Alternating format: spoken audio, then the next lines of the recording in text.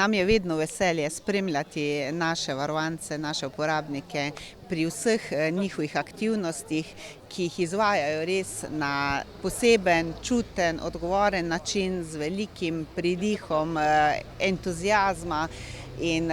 ta projekt nam je prinesel še posebej tudi na drugi strani, tudi nam veliko dobrega, kot se mi zdi kar neko prelomnico v naši družbi, v naši regiji, kajti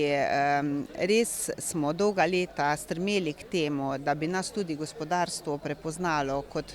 neke dobre in izgledne sodelavce in člane, ampak to je bil proces in v okviru te pobude direktorja podjetja Ekstera, gospoda Nagliča, se je nekako zgodila neka prelomnica in mislim, da smo s tem projektom tudi na nek lep, naraven, nevsiljiv način bili prepoznani kot pridni, kot dobri sodelavci in mislim, da je to največji izkupiček tega projekta. Pa tudi nenazadnje se je videlo tudi veliko veselje tukaj ob spremljavi celotnega dogodka in tudi nastopu, ne? Radi sodelujejo, radi so del skupnosti.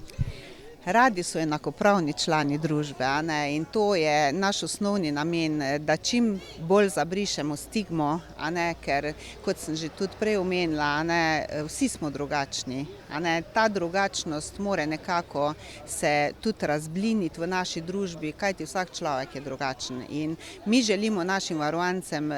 predvsem dati to podporo, da tudi oni so nek individuum v naši družbi in da imajo pravico soodločanja, bivanja tam, kjer si želijo, s kom si želijo in nenazadnje tudi zaposlitve v družbi, ne nekje na obrobju, temveč v skupnosti.